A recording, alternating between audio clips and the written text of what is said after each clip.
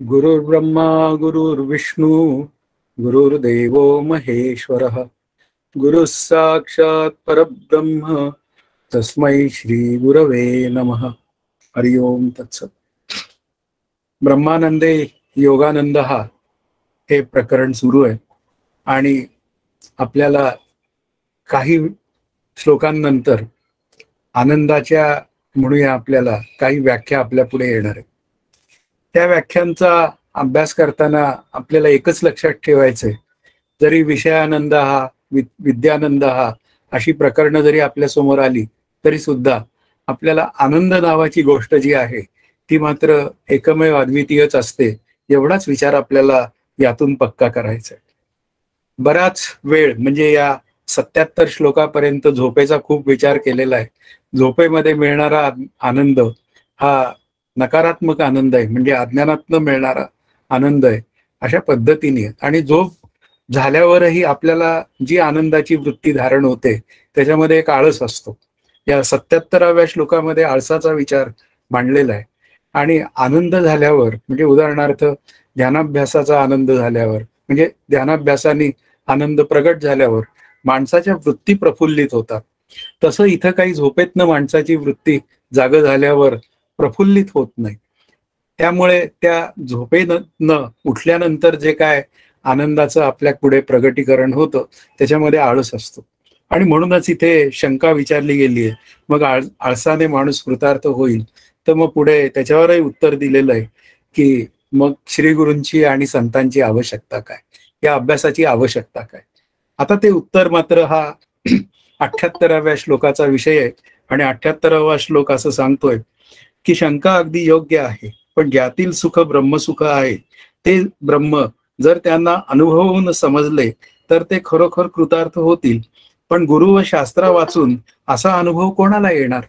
आता इथे पुन्हा हे उत्तर देताना त्यांनी म्हणलंय शंका अगदी योग्य आहे की आळसालाच जर ब्रह्मसुख म्हणलं तर मग सर्वच जण ब्रह्मसुखाशी एकरूप झालेले आहेत असं आपल्याला म्हणावं लागेल। पण तसं काही नाही, त्यांच्या जागृतीमध्ये ते आल्यानंतर त्यांना सुखदुःखांचा सामना करावाच लागतो, कारण अज्ञान नावाची गोष्ट ही झोपेमध्ये निवृत्त होत नाही। अज्ञानाचा विचार करताना लय का बाध का नाश असे विचार आपल्या पुढे येतात, नेहमी ते मी मांडतो। नाश करण्याचं सामर्थ्य माझं नाही, कारण ते ईश्वराचं आहे। पुन्हा बाध करण्याचं सामर्थ्य श्री गुरूंकडनं मला ते मिळू शकतं, आणि लय झाला झोपेमध्ये तरी पुन्हा मला माझ्या अज्ञानाची निवृत्ती होत नाही। म्हणून आपल्याला समजूनच घ्यावं लागेल की ब्रह्मसुख हे मला जागेपणी अनुभवाला आलं पाहिजे, ब्रह्म होऊनही अनुभवावे असं समर्थांचं म्हणणं आहे। म्हणजे याचा अर्थ अज्ञान निवृत्तीपूर्वक जर का मला ब्रह्मसुख प्राप्त झालं तर ते प्राप्त झालेलं सुख हे दृढ अपरोक्ष अपरिवर्तनीय होऊन मला खऱ्या आनंदाचा लाभ मिळण्याची तिथे एक व्यवस्था असते। आणि त्यासाठी मात्र पुन्हा श्री गुरूंची आपल्याला खूप नितांत गरज असते, कारण श्री गुरूंचं वर्णन एके ठिकाणी श्री ज्ञानदेवांनी केलेलं आहे की जो अज्ञान राती रुसोनिया गिळी ज्ञान अज्ञान चांदणिया।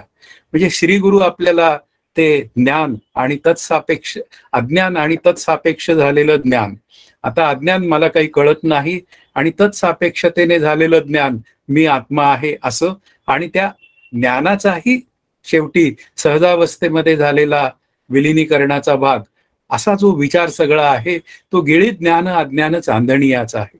आणि हे सगळं समजावून सांगणारे श्री गुरु संत हे माझ्या पुढे असतात, त्यांनी लिहिलेले ग्रंथ असतात, म्हणून तेच एक माझ्या श्रद्धेचा विषय असतो किंवा तेच माझे खरे आप्त असतात। आता त्या आप्तां वाचून मला माझ्या ज्ञानरूपतेचा अनुभव येण्याची व्यवस्था कुठे आहे?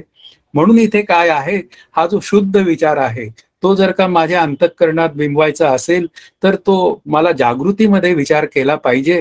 त्या झोपेचा विचार एक केवळ आपल्याला उदाहरण म्हणून समजावून सांगितलेला आहे। आता त्या उदाहरणातनं म्हणजे दृष्टांतातनं आपण बाहेर येऊन द्राष्टांत म्हणजे मला खऱ्या आनंदाचा अनुभव घ्यायचा असेल तर मग मला माझ्या अज्ञानाची निवृत्ती करावी लागेल, आणि ती अज्ञानाची निवृत्ती पुन्हा आत्मानात्म विचारांनीच होते। हा भाग पुढे येणारच आहे। केवळ श्रवणाने ब्रह्मानंद का मिळत नाही? आता अशी एक शंका विचारली आहे। तुमच्या या सांगण्यानेच मी ब्रह्मानंद जाणत असताना मी कृतार्थ का होणार नाही असे तुला वाटत असेल तर तुझ्यासारख्याच भ्रामक बुद्धीच्या माणसाची गोष्ट सांगतो ती ऐक. ती भ्रामक बुद्धीच्या माणसाची गोष्ट ते पुढे उदाहरण येणार आहे, पण श्रवणाने ब्रह्मज्ञान होत नाही हा त्यातला विचार आपल्याला समजून घेतला पाहिजे. मग श्रवण का महत्वाचं आहे? समर्थही म्हणतात आपल्याला श्रवण म्हणजे ऐकावे, मनन म्हणजे मनी धरावे. आत्ता मननाचा विचार नाही, पण श्रवण म्हणजे ऐकावे. काय ऐकावे? तर जीव आणि ब्रह्म यांच्या ऐक्य ज्ञानाविषयीच ऐकावं. हे अगदी बरोबर आहे, पण श्रवणामध्ये काय असतं की ते साधन काय पद्धतीने केलं पाहिजे हा विचार आपल्याला लक्षात येतो. त्या श्रवणाला शास्त्र भाषेमध्ये परोक्ष ज्ञान असं म्हणतात. त्या शब्दज्ञानामुळे माझ्या अभ्यासाचा जो मार्ग आहे तो विशद होऊन जातो आणि मग तो विशद झालेल्या मार्गावर मला चालावं लागतं. म्हणजे त्या श्रवणात सांगितलेले विचार जे असतात त्याचा मला फॉलोअप घ्यावा लागतो. आता उदाहरणार्थ श्रवणामध्ये मला असं सांगितलं की निष्काम कर्माने चित्ताची शुद्धी होते आणि निष्काम उपासनेने चित्ताची शांती होते आणि ध्यान ही एक निष्काम कर्म उपासना आहे, असं जर का मला श्रवणात सांगितलं तर एवढं ऐकून मला आत्मानंद होण्याची व्यवस्था नाहीये. कारण एवढं ऐकल्याने ते तसं साधन घडत नाही, ते साधन तसं घडवावं लागतं. मग निष्काम कर्मोपासना करावी लागते. त्यासाठी मला माझ्या केलेल्या सर्व कर्मांची जी काय यादी आहे ती तिथल्या तिथे भगवंताला अर्पण करावी लागते.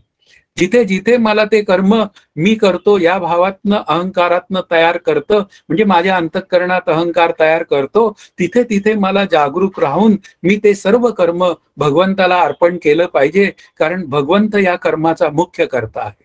अशा पद्धतीने श्रवणात कर्म भगवंताला अर्पण केलं पाहिजे हे मला कळतं, पण ते पुढे कळलेलं जे आहे ते तसं अंमलात आणावं लागतं आणि मग मी कर्म ही निष्काम करायची, भगवंताजवळ काही मागायचं नाही आणि ती सर्व कर्म ईश्वराला अर्पण करायची. असं जेव्हा माझी अंतःकरण वृत्ती वागायला लागते तेव्हा मला माझ्या खऱ्या आनंदाकडे जाण्याचा विचार पुढे पुढे तयार व्हायला लागतो. तसाच उपासनेचा विचार आहे. उपासनेचा आश्रयो उपासनेविण निराश्रयो असं आपल्याला समर्थ सांगताय. म्हणून उपासना ही आपल्याला करावीच लागेल.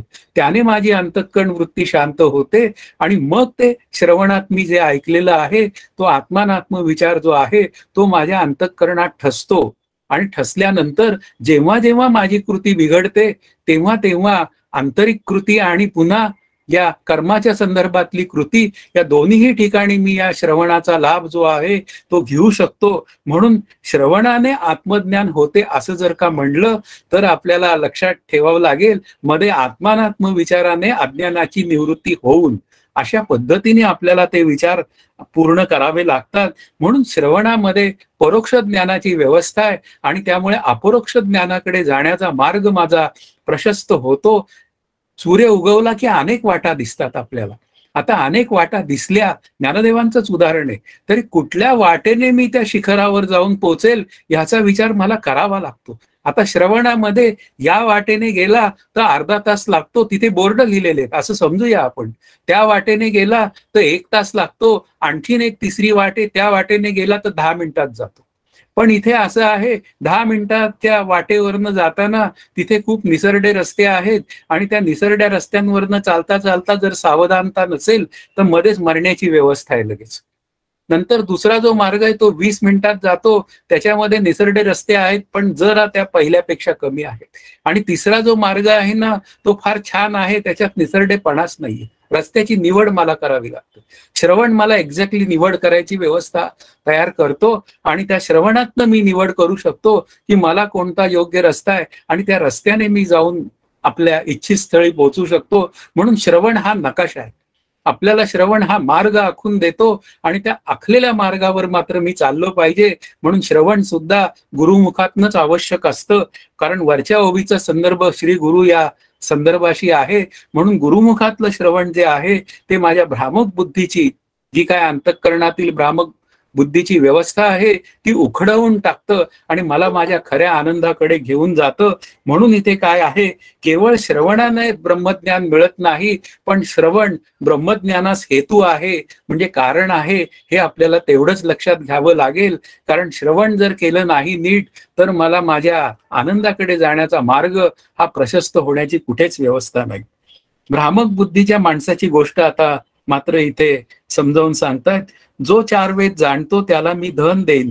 हे वाक्य ऐकून एक जण म्हणाला, वेद 4 आहेत असे मी जाणतो, मला धन द्यावे. आता जो 4 वेद जाणतो त्याला मी धन देईन, असं एका श्रीमंत माणसाने म्हणजे राजाने डिक्लेअर केलं. आणि ते डिक्लेअर केल्यावर एक व्यक्ती त्याच्याकडे गेली आणि ती म्हणाली, मी 4 वेद जाणतो आणि तुम्ही मला धन द्या. ते म्हणतो, राजा लगेच म्हणाला, तू जाणतोस तर त्या 4 वेदातल्या काही संहिता तरी म्हणून दाखव. सगळे वेद नको म्हणून दाखवू, मला काही त्यातलं कळत नाही, पण त्या 4 वेदातलं संहिता दाखव. तर तो म्हणला, मला ते माहित नाही, तुम्ही 4 वेद जाणतो एवढं वाक्यच फक्त मला माहितीये. आता याचा अर्थ काय आहे, त्या वेदांमध्ये असलेलं जे शब्दज्ञान आहे ते तरी मी वाचण्याचा प्रयत्न केला पाहिजे ना, पण तो तिथं नाहीये. म्हणजेच इथं काय आहे, ते केवळ धनाच्या लालसेने तो 4 वेद जाणतो एवढं म्हणाला, राजापाशी गेला आणि माझं आडनावही चतुर्वेदी आहे असं सांगून टाकलं. अरे चतुर्वेदी आहे म्हणजे 4 वेद जाणतो असं काही नाहीये, ते चतुर्वेदी केवळ आडनावच असतं, हा त्यातला भाग आहे. म्हणून इथे आपण जाणतो ह्या शब्दामध्ये काय आहे, तिथे कळणं आणि मग जाणणं आहे, हा त्यातला भाग आहे. की इथे काय आहे की त्या श्रवणामध्ये ते वेद ऐकलेले असले पाहिजेत, त्या वेदांचं श्रवण झालेलं पाहिजे, त्या वेदांचा अर्थ कळला पाहिजे, तेव्हा ती कुठे जाणण्याची प्रक्रिया तिथे सुरू होते. ब्रह्मदेवानी सुद्धा वेद जाणण्याची इच्छा प्रगट केली ईश्वराजवळ. त्यावेळी काय केलं, ब्रह्मदेवाला तो ईश्वर की हे बघ वेदांची राशी. आणि ती वेदांची राशी पाहिली तर ती डोंगरभर उंच होती. आणि ती डोंगरभर उंच होती तेव्हा ब्रह्मदेव म्हणाले, हे मी कधी अध्ययन पूर्ण करणार. त्यावेळी एक मूठ ईश्वराने त्या ब्रह्मदेवाला वेद काढून दिले हातातनं, तेच ते 4 वेद.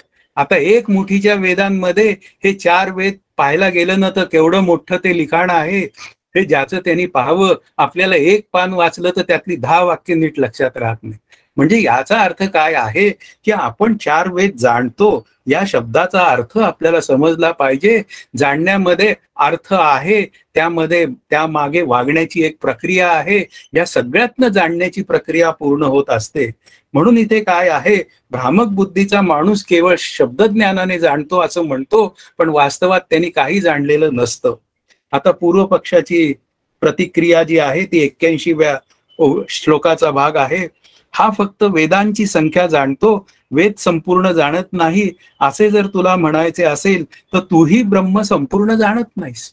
आता हा केवळ वेदांची संख्या जाणतो, म्हणून इथे काय आहे, त्या वेदांना तो जाणत नाही. तसंच तुम्ही तरी कुठे ब्रह्मस्वरूप पूर्णपणे जाणता, म्हणजे त्या ब्रह्माचा काही भागच जाणता आहात, अशी त्या पूर्व पक्षांनी शंका उपस्थित केलेली आहे.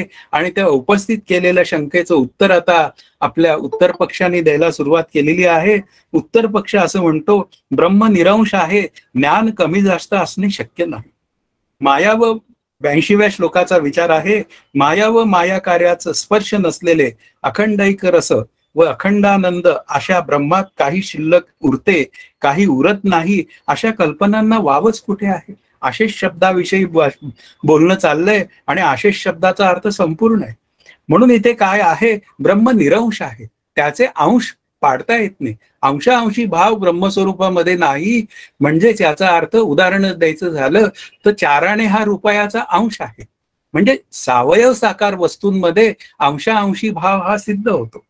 पण निरंश जे आहे की जे निरवयव निराकार आहे आणि जे अखंडैक रस आहे, म्हणजे जे अखंड आहे, त्याची सुरुवात आणि शेवट सांगता येत नाही, म्हणून त्याला मध्यही नाही.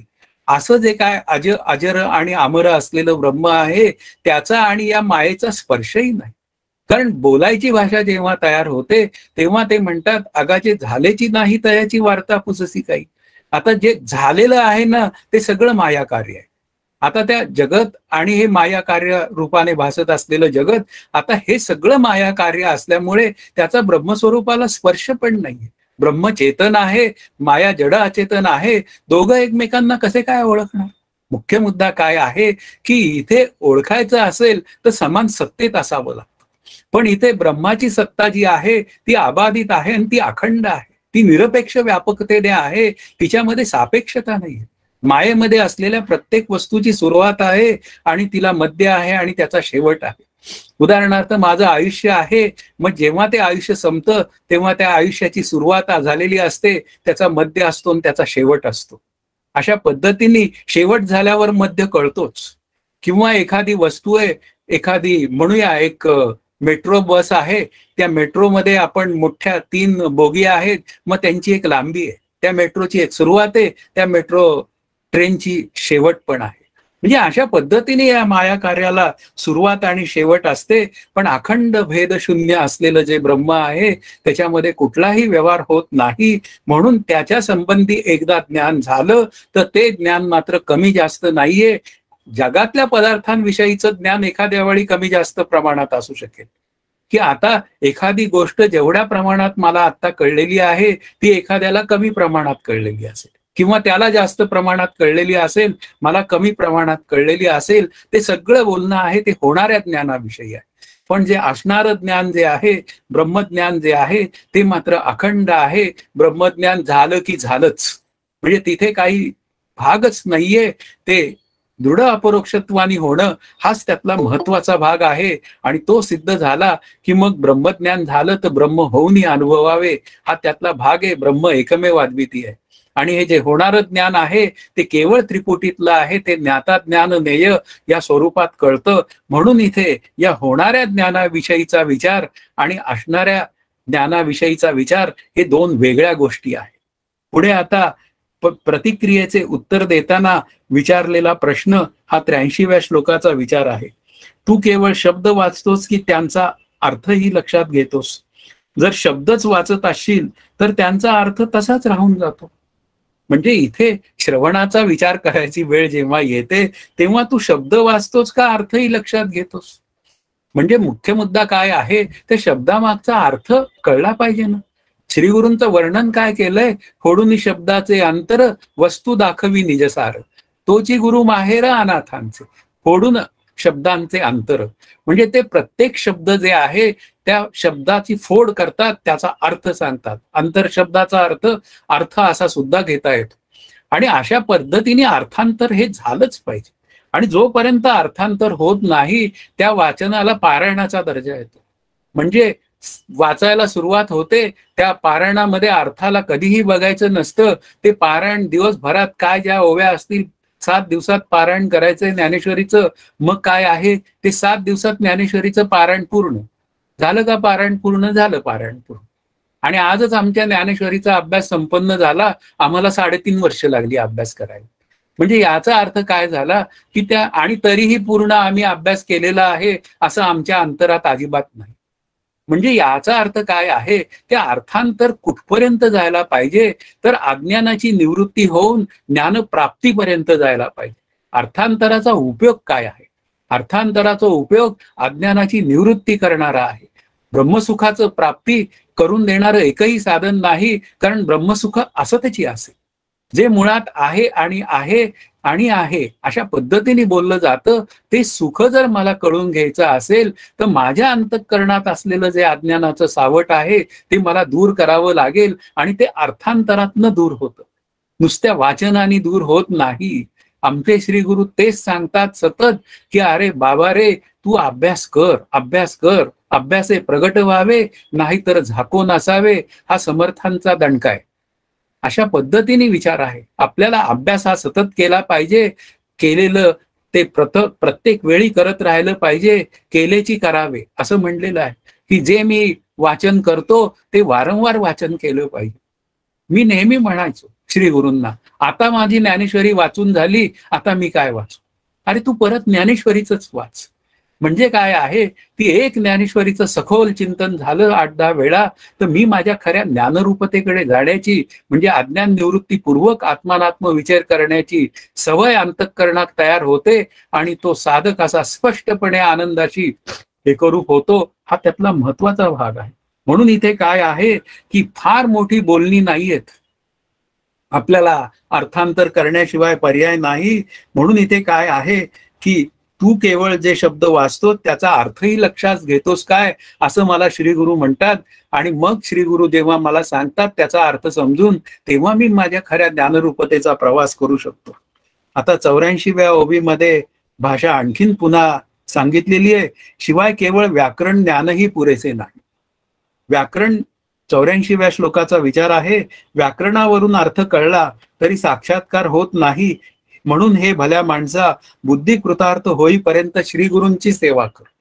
इथे काय आहे की व्याकरणावरून अर्थ कळला तरी साक्षात्कार होत नाही, की व्याकरणावरनं अर्थ कळला पण त्या अर्थाप्रमाणे मी माझं जीवन जगलं पाहिजे. पूर्वी होते ना, व्याकरण महाराज होते पूर्वी, त्या शब्दांचा किस पाडणारे महाराज होते आणि ते काय करायचे, दिवसा मशाल घेऊन हिंडायचे. आणि दिवसा मशाल घेऊन फिरणारे काय कमी होते काय त्या काळात? मी असाच त्या सातारच्या पुढे गेलो होतो, तिथं एक मला मंदिर लागलं एका व्यक्तीचं, तेही असेच मशाल घेऊन हिंडणारे होते, समर्थ रामदास स्वामींच्या काळातले. जेव्हा समर्थ रामदास स्वामी त्यांना भेटले त्यावेळी त्यांनी सांगितलं, तुम्ही एवढी मशाल घेऊन जयपत्र मिळवली खरी, पण तुम्हाला आत्मज्ञानाचा विचार परिपूर्ण झालाय काय?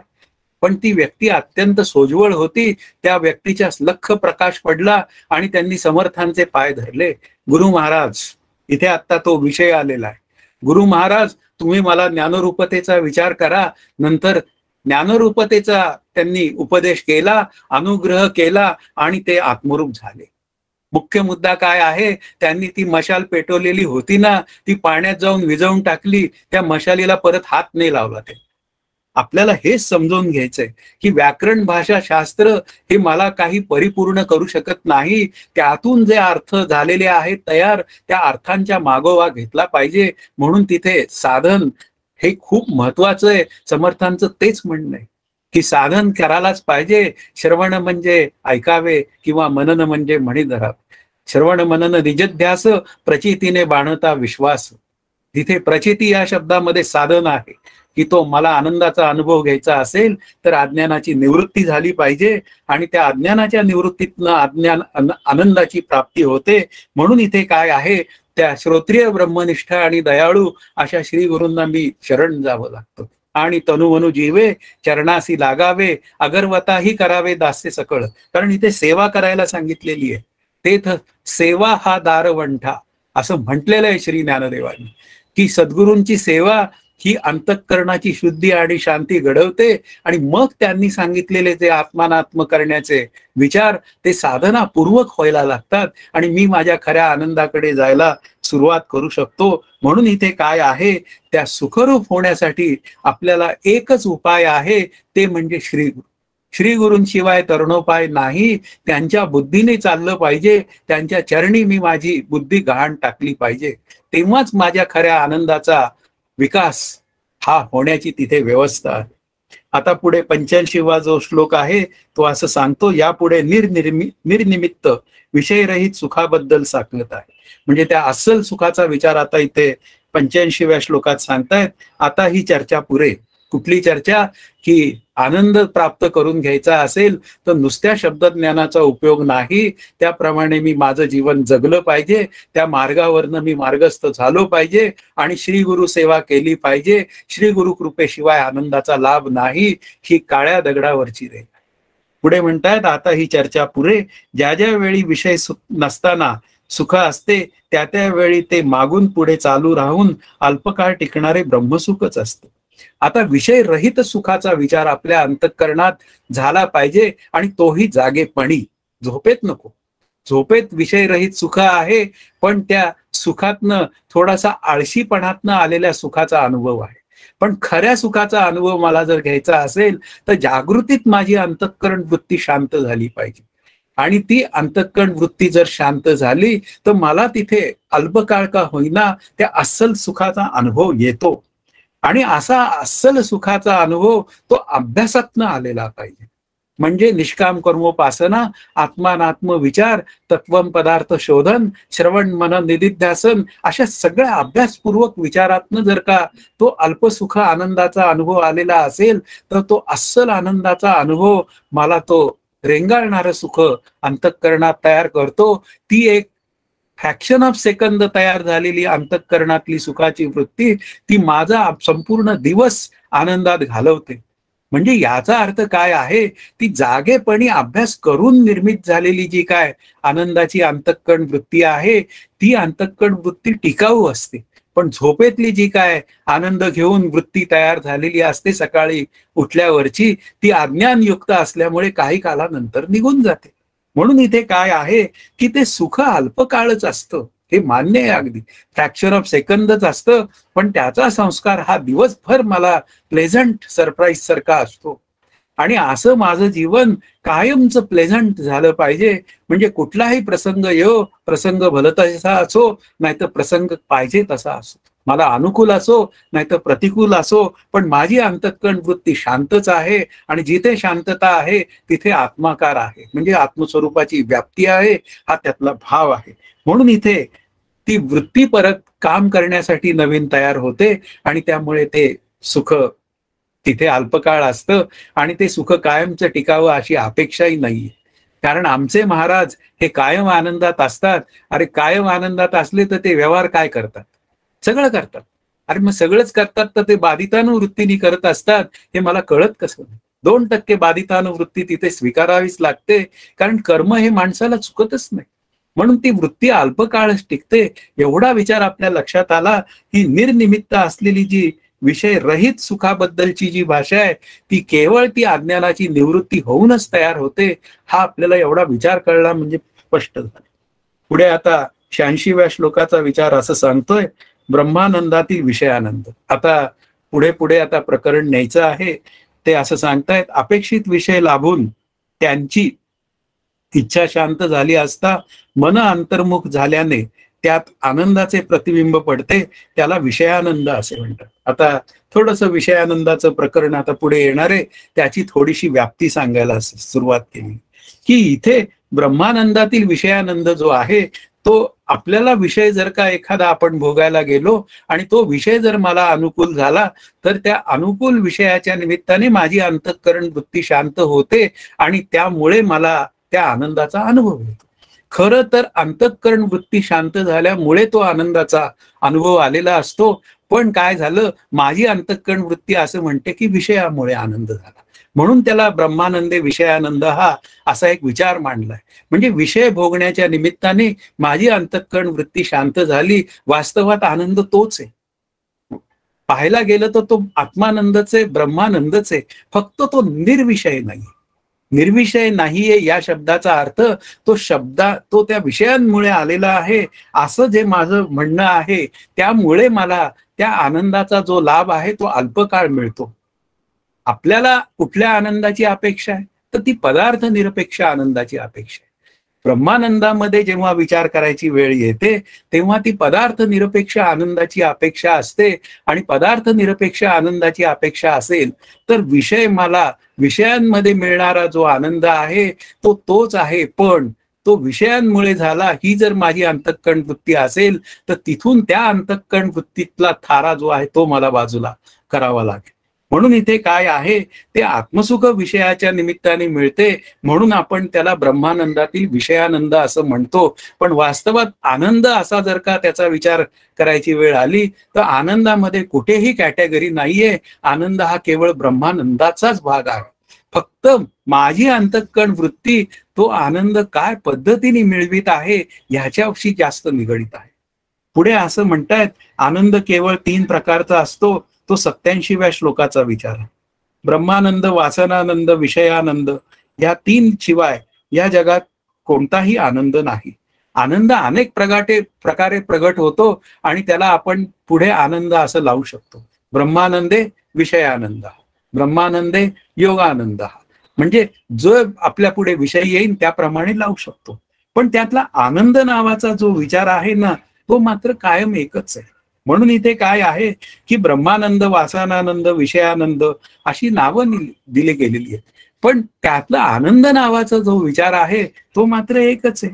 म्हणून ही आणखीन एक विचार आहे की उदाहरणार्थ महदाकाश आहे, खोलीकाश आहे, बाहेर गेलं तर आणखीन एक आकाश आहे. अशा पद्धतीने आकाश बोललं जातं. घटाकाश, मठाकाश, महदाकाश. पण त्यातलं घट, मठ आणि महद या त्याच्या उपाधी आहेत. पण त्यातला आकाश नावाची गोष्ट आहे ना ती काय? किंवा चैतन्याचा विचार केला तर जीव चैतन्य, ईश्वर चैतन्य, ब्रह्म चैतन्य, त्यातलं चैतन्य मात्र एकच आहे. पण जीव, ईश्वर, ब्रह्म या 3 त्याच्या उपाध्या ठरतात. म्हणजे याचा अर्थ काय आहे, उपाधींमुळे त्याला वेगवेगळी नावं तयार होतात. काही त्याचे म्हणूया एक भाग असतात, त्या भागांमुळे त्याला वेगवेगळी नावं मिळतात. अशा पद्धतीने ते विचार आहेत. पण जेव्हा आनंद नावाचा विचार करायची वेळ येते, विषयानंद असला तरी आनंद तोच आहे, वासनानंद असला तरी तोच आहे, विद्यानंद असला तरी सुद्धा तोच आहे. आता विद्या शिकण्याच्या निमित्ताने आपली अंतःकरण वृत्ती, एखादा कन्सेप्ट आपल्याला क्लिअर होतो आणि मग तो कन्सेप्ट क्लिअर झाल्यावर मी म्हणतो वा काय छान मला कळालं. त्या कळण्याचा एक आनंद आहे. कारण शेवटी काय आहे की मला कळून घ्यावं ही माझ्या अंतःकरणात वृत्ती आहे ना, पण ती कशासाठी? ती आनंदासाठी. म्हणून या निमित्ताने जो काय आनंद प्रगट होतो, तो आनंद काय आहे? तो एकमेव अद्वितीयाचाच आनंद आहे, एवढंच आपल्याला कळून घ्यायचंय. आणि तो आनंद मात्र निर्निमित्य आहे, निरपेक्ष आहे आणि तो मी आहे. इथपर्यंत कळलं की हा पंचदशीचा अभ्यास आनंद प्रकरणाचा पक्का झालेला आहे. पुढे 88वा श्लोक आपल्याला असं म्हणतोय, ब्रह्मानंद पूर्ण समजण्यासाठी अन्य आनंदाचा विचार आता सांगताय. स्वयंप्रकाश रूप आनंद हा विषयानंद व वासनानंद यांना उत्पन्न करतो, तो ब्रह्मानंदच आहे. आता स्वयंप्रकाश रूप आनंद जो आहे ना, तो मूळचा आनंद. आता या मूळच्या आनंदावर ही सृष्टी निर्माण होते. आता सृष्टी निर्माण झाल्यानंतर मग हे जीव वगैरे सगळे निर्माण होतात. मग आता काय आहे? ते जीव मात्र काय करतात? विषयांमध्ये आनंद शोधायला जातात. नंतर वासनेचा आनंद असतो, म्हणजे आपल्या पूर्वजन्मातल्या काही वासना शिल्लक असतात, त्या निमित्ताने आपल्याला आनंद मिळतो, म्हणजे त्या सूक्ष्म संस्कार वासनेचा असतो. त्यातून माझी अंतःकरण वृत्ती शांत होते आणि आनंद प्रगट होतो. विषयाच्या निमित्ताने भोगण्याला जाण्यासाठी मी अंतःकरण वृत्ती शांत होते, मला आनंद होतो. पण त्यातला आनंद नावाची गोष्ट एकच आहे. म्हणून इथे आपल्याला त्या आनंदाचा अनुभव घेताना वेगवेगळ्या पद्धतीने तो मिळेल. म्हणजे त्याची कारंजी ही वेगवेगळ्या पद्धतीने उडताना दिसतील, पण मात्र कारंज नावाचं जे काय आपण म्हणूया, म्हणजे फाउंटन नावाची जी गोष्ट आहे ना, ती कायम एकच आहे. त्या फाउंटन मधलं पाणी सुद्धा तेच आहे. हा त्यातला भाग आहे. फक्त त्याला निरनिराळे रंग लावलेले आहेत. काही ठिकाणी पाणी हिरव्या रंगाचं आहे, काही ठिकाणी भगव्या रंगाचं आहे, काही ठिकाणी लाल रंगाचं आहे, पण ते पाणीच उडतंय. म्हणजे त्यातला आनंद नावाची जी गोष्ट आहे ना, ती तीच आहे. आपल्याला तेवढंच समजून घ्यायचंय की सर्व ठिकाणी या सृष्टीत सुद्धा खूप आनंद भरलेला आहे. त्याचं कारणच आहे, कार्यकारण भावाचा विचार केला तर सृष्टी काय आहे, ती कोणाच्या सत्तेवर झाली? तर ब्रह्मस्वरूपाच्या सत्तेवर निर्माण झाली, हा अध्यारोप आहे. पण कार्य जर का सृष्टी असेल तर त्याचं कारण ब्रह्म आहे, आणि ब्रह्म सच्चिदानंद रूप असेल तर सृष्टी सुद्धा सच्चिदानंद रूप आहे. म्हणजे सृष्टीमध्ये सुद्धा आनंद आहे. आणि मग सृष्टीमध्ये सुद्धा आनंद असेल तर मग त्या आनंदाचं प्रगटीकरण होणार आहे, काहीतरी पद्धतीने ते प्रगटीकरण होणार आहे. तर त्या आनंदाला जाणण्याचा मी प्रयत्न केला. आपल्याला त्या सृष्टीच्या पदार्थांमुळे आनंद झाला, ही जी काय अंतःकरणात वृत्ती आहे ती बाजूला काढायची, त्यातला आनंदच मात्र लक्षात ठेवायचा. आणि तो ज्ञेय निरपेक्ष आनंद हा जो माझा स्वरूपाचा विचार आहे तो मला कळून घ्यायला पाहिजे. आता पुढे 89व्या श्लोकामध्ये जागृतीत ब्रह्मानंदाच्या अनुभवाचा विचार मांडायला सुरुवात झालेली आहे. आतापर्यंत श्रुती, तर्क व अनुभव यांच्या मदतीने गाढ झोपेत स्वप्रकाश चैतन्यरूप आनंद असतो असे सिद्ध झाले. याशिवाय तो केव्हा असतो हे ऐका. आता मुख्य काय विचार आहे की आतापर्यंत श्रुती, तर्क आणि प्रमाणाने त्या झोपेतल्या आनंदाचा विचार सांगितला. तोच आनंद स्वप्रकाश चैतन्य रूप आहे. मग आता त्या झोपेशिवाय आणखीन केव्हा कुठे आनंद असू शकतो का? म्हणजे जागृतीमध्ये, स्वप्न अवस्थेमध्ये तो असू शकतो काय, हा विचार आता इथे मांडायला सुरुवात केली पाहिजे. म्हणून इथे काय आहे की आपल्याला आनंद नावाची जी गोष्ट आहे साधकाच्या दृष्टीने ती जागृतीत त्याला आनंद प्राप्त झाला पाहिजे, ही मुख्य भूमिका आहे. मग जागृतीत तो जर का आनंद अनुभवण्याची व्यवस्था असेल तर ती काय पद्धतीने आहे, आता हे पुढच्या श्लोकांमधनं आपल्याला समजावून सांगायला सुरुवात झालेली आहे.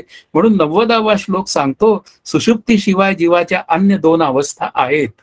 गाढ झोपेतील जो आनंदमय त्याला विज्ञान या नावाच्या बुद्धीची उपाधी मिळाली की तोच विज्ञानमय होतो. या अवस्थेत त्याचे राहण्याचे ठिकाण बदलले की त्याप्रमाणे त्याला स्वप्न व जागृती अशा दोन अवस्था मिळतात.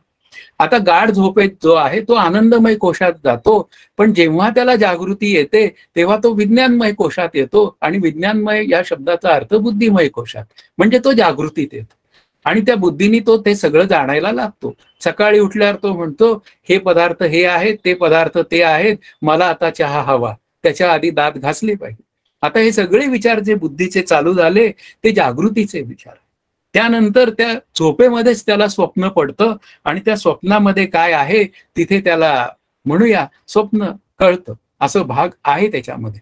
कोणाच्या सत्तेवर कळतं तर ते आत्मस्वरूपाच्या प्रकाशात कळतं. अशा पद्धतीने स्वप्नाचा विचार होतो. म्हणजे इथे काय आहे की त्याला झोप सुषुप्तीमध्ये स्वप्न पडतं आणि त्यातून तो जागा होतो. याचा अर्थ जागृती, स्वप्न, सुषुप्ती अशा 3 अवस्था आहेत. म्हणजे झोपेशिवाय या 2 अवस्थांचा विचारही आपल्याला करावा लागेल. आणि मग ते समर्थ किंवा ज्ञानदेव म्हणतात जागृती स्वप्नी पांडुरंग. हा त्यातला भाव लक्षात घेतला पाहिजे. जागृती स्वप्नी असं म्हटलेलं आहे आणि मध्ये सुषुप्ती ऍडच आहे. जागृतीमध्ये जर का मला आनंदाचा अनुभव आला असेल तर स्वप्नामध्येही तो कॅरी ऑन राहतो आणि सकाळी उठल्यावरही त्या आनंदाशी मी एकरूप होतो. पण तो दृढ अपरोक्षत्वाने असला पाहिजे, हा त्यातला महत्वाचा भाग आहे. म्हणून इथे 3 अवस्था या जीवाच्या आहेत, जागृती, स्वप्न, सुषुप्ती. पण खरा जीव जो आहे म्हणजे आत्मस्वरूपाशी ऐक्य पावलेला, तो अवस्था त्रयातीत आहे. हा विचार आपल्याला कळवून हळूहळू घ्यावा लागणार आहे. पुढे 91वा जो श्लोक आहे, 3 अवस्थांची शरीरातील 3 स्थानं आहेत तो सांगणारा आहे की डोळे म्हणजे जागृती, कंठ स्वप्न, हृदय सुषुप्ती. हे जीवचैतन्य पायापासून मस्तकापर्यंत सरळ शरीरभर व्यापून असते. जीवचैतन्याची व्याख्याच आहे बुद्धी अधिक आत्मा अधिक बुद्धीत पडलेलं प्रतिबिंब. जागृतीमध्ये डोळे आहेत, डोळ्यांनी म्हणजे ज्ञानेंद्रियांनी त्याचा व्यवहार होतो. पण जीव नावाचं तत्व डोळ्यातही व्यापून आहे, संपूर्ण शरीरभर व्यापून आहे. अशा पद्धतीने म्हणून इथे आपल्याला समजूनच घ्यायचं आहे की हे चिदाभास रूपाने असलेलं शरीर म्हणजे चिदाभासासहित असलेलं शरीर हे सगळं या जगाचा व्यवहार करतं. आज जो काय व्यवहार चाललाय जागृतीतला तो काय नुसतं शरीर नाही करत आहे, त्या शरीरात असलेला जीवात्मा करत आहे. बुद्धी अधिक आत्मा अधिक बुद्धीत पडलेलं प्रतिबिंब. झोपेमध्ये तो झोपेचा अभिमानी आहे आणि स्वप्नामध्ये तो स्वप्नाचा अभिमानी आहे.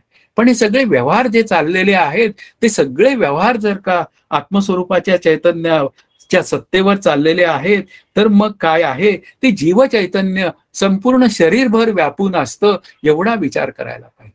आत्मा संपूर्ण शरीरभर व्यापून आहे, तो शरीराच्या आतही आहे आणि बाहेरही आहे, कारण त्याचं व्यापकपण हे निरपेक्ष आहे. पण जीवाच्या दृष्टीने जर विचार केला तर त्या शरीरापुरतं तो व्यापून आहे, हा त्यातला भाव आपल्याला समजून घ्यावा लागतो. कारण करण्याची जेव्हा भाषा जेव्हा बोलायची वेळ येते तेव्हा कोण करतो सगळं काम कार्य वगैरे कोण करतो तर आत्मा करत नसून तो जीव करतो. आत्मा एकमेव अद्वितीय आहे, त्याच्या ठिकाणी शरीर नाही म्हणून तो काही करतही नाही. पण जेव्हा काही करण्याची भाषा किंवा काही करण्याचं क्रेडिट देण्याची वेळ येते तेव्हा ते जीव नावाच्या तत्वाकडे द्यावं लागतं. म्हणून वाच्यार्थाने असलेला जीव कार्य करतो आणि लक्षार्थाने असलेला आत्मरूप मी मात्र म्हणजे जीव मात्र हा शांतच असतो. तो कुठल्याही करण्याशिवाय तो कायमचा आहे आहे आणि आहे. अशा पद्धतीने त्या जीवाचा विचार करावा लागेल. पुढे 92वा श्लोक असं सांगतो, जीवात्मा देहाला व्यापून राहतो म्हणजे काय असा प्रश्न विचारला गेला. अग्नीने तापवलेल्या लोखंडाच्या गोळ्यात जसा अग्नी तसा जीवात्मा शरीराशी तादात्म्याने राहतो. मी माणूस आहे असे ज्ञान निशंकपणे सांभाळून ठेवतो. आता एखादा गोळा अग्नीत टाकला आपण लोखंडाचा तर तो अग्नी त्या लोखंडाच्या गोळ्याला आत बाहेर व्यापून टाकतो.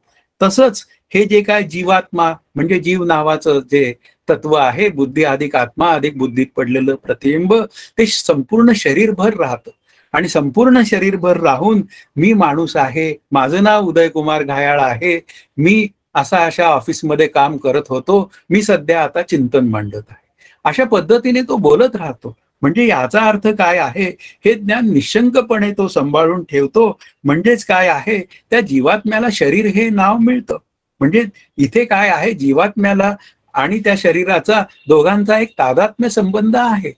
पण याचा अर्थ तो संबंध कायमचाच तसाच ठेवावा असं नाहीये की तो लक्षार्थाने असलेलं जीव नावाचं तत्व आहे ते मात्र ह्या शरीरापेक्षा वेगळं आहे.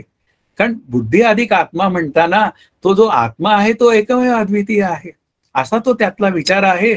मग त्या बुद्धीला जर मी शांत केलं तर ते जो आत्मप्रकाश आहे तो त्या आत्मस्वरूपामध्ये जाऊन मिळतो आणि पुन्हा जेव्हा जागृतीमध्ये येतो तेव्हा त्या जागृतीवर झालेल्या संस्कारातनं मी असं म्हणू शकतो की मला त्या सुखाचा संस्कार झालेला आहे.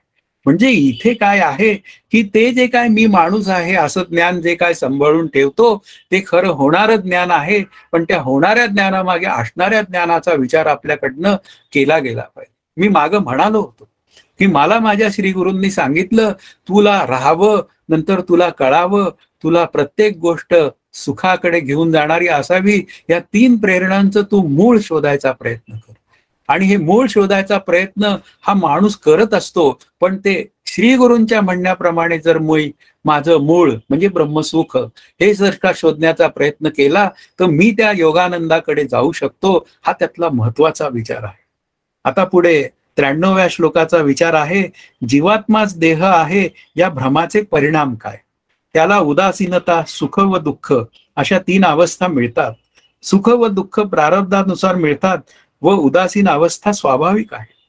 आता तो 3 अवस्थातनं जातो. एक सुखदुःखाची अवस्था असते, कारण जीव हा विषयाकडे भोगायला जातो, विषय भोगायला जातो. विषय त्याला अनुकूल मिळाला तर सुख होतं, आणि जर का प्रतिकूल मिळाला तर दुःख होतं. म्हणजे हे सगळं सुख आणि दुःख हे या जीवाचं साधारणपणे काय म्हणूया एक स्वरूप आहे. म्हणजे 99% लोकांचं आहे. पण ते अभ्यास करणारे जीव असतात ना, त्यांच्या दृष्टीने उदासीनतेचा विचार करायची गरज. उदास विचारे वेच करी, किंवा उदासीनाची व्याख्या केलेली आहे, ज्याने आपल्या प्रापंचिक जीवनातील आशा आकांक्षांची जाणीवपूर्वक हकालपट्टी केलेला आहे असा साधक. कारण साधकाचा आणि उदासीन शब्दाचा फार जवळचा संबंध आहे. कारण त्या उदासीनतेच्या शब्दाची म्हणूया व्याप्ती ही साक्षी अवस्थेपर्यंत जाते. कारण साक्षी अवस्थेमध्ये काय आहे, साक्षीत्व करणं आहे. मी माझ्या देहाचं साक्षीत्व केलं पाहिजे, मी माझ्या मनाबुद्धीचं साक्षीत्व केलं पाहिजे. आता साक्षीत्व केलं तर मला अंतःकरण वृत्ती शांत माझी प्राप्त होणार आहे. कारण मला सतत आनंदच पाहिजे, म्हणजे मला अंतःकरण वृत्ती शांतच ठेवायची आहे. पण ती शांत ठेवण्याचे मार्ग मला माहित नाहीये. ते मार्ग मला माझ्या श्री गुरूंकडनं समजावून घ्यावे लागतात, आणि ते समजावून सांगतात की तुला जर का तुझी अंतःकरण वृत्ती शांत ठेवायची असेल तर कर्म करताना तू अनुकूल प्रतिकूल भाव रहित उदासीन वृत्ती ठेव. म्हणजे तुझी कर्म तू ईश्वरार्पण बुद्धीने कर, त्याने तुझी अंतःकरण वृत्ती शांत राहील, आणि ती शांत राहिल्यामुळे तू सहज आनंदाकडे जाशील. म्हणून इथे काय आहे की कर्मामुळे आपल्याला 2 गती मिळतात, एक सुख होतं आणि दुःख होतं. पण त्या कर्माचा मी करता भोगताच झालो नाही तर माझी अंतःकरण वृत्ती उदासीन राहते, आणि अशी उदासीन अंतःकरण वृत्ती आहे ना, ती पारमार्थिक अभ्यासासाठी आपल्याला खूप महत्वाची. तीच तर कमवायची आहे. एक दिवस मी त्या साक्षीत्व करता करता सहजच साक्षीरूप होण्याची माझ्या अंतःकरणामध्ये एक व्यवस्था तयार होऊ शकते. पुढे आता सुखदुःखाची 2 कारणं आहेत, ती सांगणारा 94वा श्लोक आहे. बाहेरील भोग व मनोराज्ये यांच्यामुळे सुखदुःख असे 2 प्रकार होतात. सुख व दुःख यांच्या दरम्यान उदासीनता असते. आता उदासीनतेचा अर्थ इथे शांतता असा गृहीत धरूया. ही बाहेरील भोग आणि मनोराज्य, विषय भोगायच्या निमित्ताने अंतःकरण वृत्ती बहिर्मुख होते आणि सुखी दुःखी होते. नंतर मनोराज्यामध्ये मी कितीतरी वेळ मला क्रिकेट खूप आवडतं, मी सचिन तेंडुलकर होतो आणि भरपूर बॅटिंग करतो, पण मात्र असतो घरातच जागेवर, कुठेही कुठल्या इंटरनॅशनल पिचवर नसतो. म्हणजे काय आहे, मनोराज्यातला वेळही मी तसाच वाया घालवलेला असतो. पण इथे काय आहे की हे सगळे जे भोग आहेत हे काल्पनिक भोग आहेत. आता ते भोग भोगून संपल्यावर मग आपल्याला एक अंतःकरणाची शांत स्थिती तयार होते. आता त्या अंतःकरणाच्या स्थितीमध्ये कुठेच विशेषत्वाने माझी अंतःकरण वृत्ती बाहेरचा भोग घ्यायला जात नसते, आणि आतमध्ये ती म्हणूया मनोराज्यही करीत नसते. तेव्हा अशी जी काय उदासीन शांत अंतःकरण वृत्ती असते ती तर मला विचाराने कमवायची आहे. ती आपोआप नाही येत, ती आपल्याला साधन करूनच मिळते. आणि म्हणूनच साधनेमुळे जी उदासीनता आपल्या अंतःकरणात तयार होते ती मला ब्रह्मानंदे योगानंद हा कडे घेऊन जाणारी आहे. पुढे आता 95वा जो श्लोक आहे, उदासीनतेमधील आनंद निजानंद होय. आता मला कोणतीच काळजी नाही, मी सुखाने स्वस्थ आहे असे म्हणणारे लोक उदासीनतेमध्ये असणारा निजानंदच सांगतात. मुख्य विचार काय आहे की ज्या क्षणी माझी संकल्प लोप होतो, जीवा तू ब्रह्म आहे संकल्प लोपी, असं श्री माझ्या गुरूंनी लिहिलेलं आहे. म्हणून इथे चिंतारहित व्हायचं असेल तर मग काय केलं पाहिजे? चिंतेचं चिंतन बंद केलं पाहिजे. आणि जेव्हा चिंतेचं चिंतन बंद होतं, ते काही वेळा अनुकूलतेमुळे होतं, पण तरी सुद्धा काही दिवसांनी ते येतच नाही. पण हे जग मिथ्या आहे अशा पद्धतीने चिंतन बंद करून, म्हणजे अशा पद्धतीने मी नको असलेलं चिंतन जे आहे, की जे मला देहबुद्धी जगत सत्यत्व बुद्धीकडे घेऊन जातं, ते जर मी चिंतन बंद केलं तर मी माझ्या खऱ्या आनंदाकडे निघून जातो. म्हणून संकल्प लोप झाला पाहिजे. संकल्पावरही नये मन, तुका म्हणे नये जाणीव अंतरा आनंदाचा थारा. मुख्य मुद्दा काय आहे, की मला माझी अंतःकरण वृत्ती त्या संकल्प विकल्प रहित झाली पाहिजे. आणि संकल्प विकल्प रहित या शब्दाचा अर्थ माझ्या अंतःकरणामध्ये असे संकल्प विकल्प नकोत विशेषत्वानी असलेले, की जे मला सुखी किंवा दुःखी करतात. त्यातून माझी जर सहज सुटका झाली तर मग काय आहे, मला आनंदाकडे जाण्याची सहज स्थिती तयार होते. वासनेचा जय वासनेचा वर मिळालेला जय संकल्पावरही नये, अशा पद्धतीने मला आनंद प्रगट करण्याचा एक तो विचार आहे. म्हणून इथे काय आहे, की अंतःकरण वृत्ती त्या विषयानंदाच्या निमित्ताने शांत होऊन मला जो आनंद मिळतो तो केवळ आनंदाची एक छटा आहे. पण दृढ अपरोक्षत्वाने आनंद मला मिळवायचा असेल तर तो अज्ञानाची निवृत्ती करूनच मिळू शकतो, त्याशिवाय नाही. आता पुढे कारण सांगतायत, की तो 96वा श्लोक आहे. मी आहे या सामान्य अहंकाराने आत्मा झाकलेला असल्याने हा मुख्य आत्मानंद नाही तर त्याची पुसटशी प्रतिप्रभा आहे. की आता देहाला धरून असणारा जो आहे, आता तो देहाला धरून असणारा मी जो आहे तो आनंदासाठी विषयांकडे जातो आणि तो विषयांकडे जाऊन मग काय होऊन जातं, त्या आनंदाचा भोग घेतो. आणि आनंदाचा भोग घेऊन मला अनुकूलता मिळाली तर त्या आनंदाचा भोग मिळतो.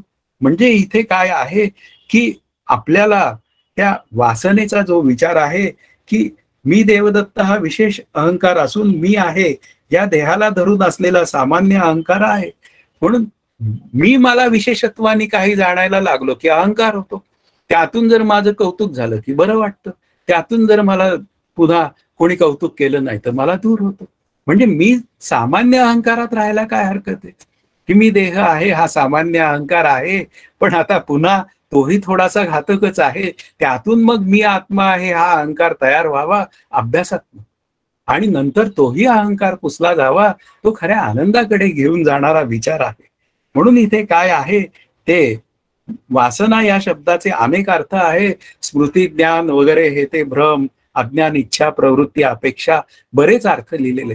पण आपल्याला वासना या शब्दाचा अर्थ अंतःकरणातील सूक्ष्म संस्कार, की तो संस्कार मला त्या देहबुद्धीला खत पाणी घालतो, पण त्या संस्कारातनं मी मला दूर केलं पाहिजे, हा आपल्या अभ्यासाचा विचार आहे. या इथे पंचदशीकारांना काय सांगायचं ते सांगू दे, पण मला माझ्या निवृत्तीचा विचार हा सतत केलाच पाहिजे. नाहीतर काय होऊन जातं, ती निवृत्तीचे श्लोक फक्त 1-2च असतात आणि ते कधी होऊन जातात हे मलाही कळत नाही. म्हणून इथे सतत माझ्या श्रीगुरूंनी मला सांगितलंय, की बाबा रे, एखादी गोष्ट जर का त्या पंचदशीकारांनी मांडली असेल तर ती गोष्ट पुन्हा साधनेला जोडून ते साधन कसं केलं पाहिजे हे बोललं गेलंच पाहिजे. आजच्या अभ्यासातला शेवटचा जो श्लोक आहे याविषयी उदाहरण दिलंय. थंड पाण्याने भरलेल्या भांड्याला बाहेरून स्पर्श केल्यावर अनुभवाला येणारा त्याचा थंडपणा खुद्द पाणी नाही तर तो पाण्याचा गुण आहे, पण त्यावरून पाण्याचे अस्तित्व कळते. म्हणजे याचा अर्थ काय आहे, थंड पाण्याचं भांड आहे, त्याच्या बाहेरनं हात लावला ते थंड आहे, तर त्यावरून मला पाणी गार आहे एवढं कळतंय ना. मुख्य मुद्दा काय आहे, की त्या आनंदाचा मला पुसटचा अनुभव येतो होणाऱ्या आनंदाच्या निमित्ताने, आणि त्यावरून मी त्या अस्सल आनंदाची कल्पना करू शकतो, की हा पुसटचा आनंद जर का मला दिवस माझा बऱ्यापैकी छान घालवतोय तर मग मला अस्सल आनंदाशी मी एकरूप झालो तर मी कायमचा सुखरूप होऊन जाईल.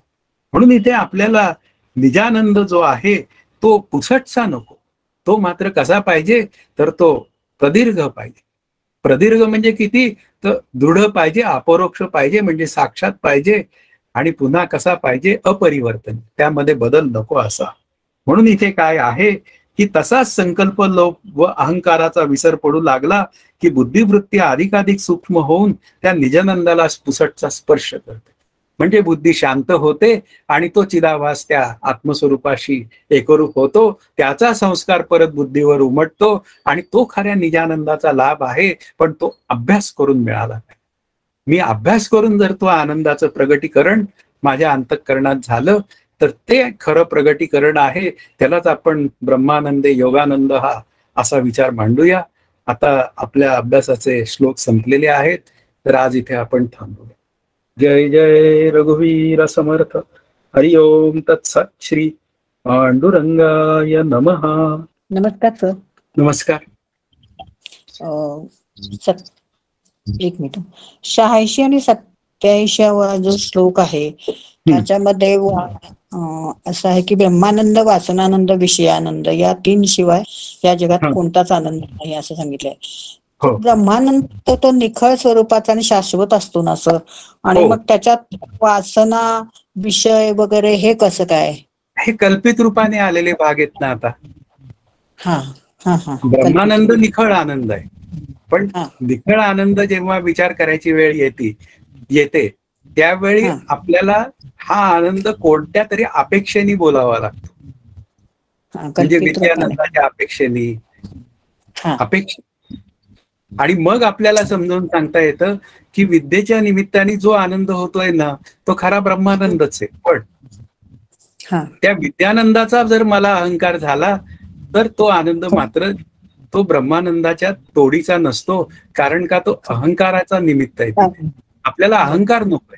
अहंकार जर मी माझा बाजूला केला तर विद्यानंदातही आनंद आहेच की, सगळीकडे आनंदच आहे, कारण आनंदाच्याच म्हणूया उभारलेलं जग आहे. अशा पद्धतीने म्हणजे सापेक्ष घ्यायचा अर्थ, सापेक्षता काढून टाकायची.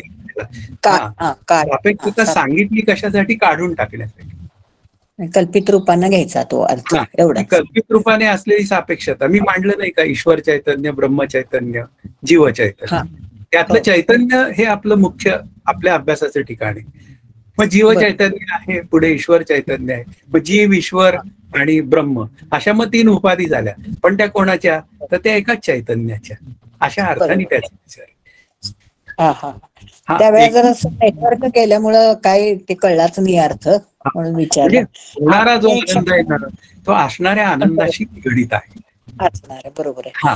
आणि 91 आणि 92व्या श्लोकामध्ये तुम्ही सांगितलं की डोळे हे जागृती, कंठ स्वप्न आणि हृदय सुषुप्ती हे जीव चैतन्य पायापासून मस्तकापर्यंत सर्व शरीरात व्यापून जागे होते असं तिथे लिहिलेलं आहे. तर मला असं विचारायचं आहे की जीव बरोबर आहे की ते संपूर्ण शरीरभर त्याचं हे असतं.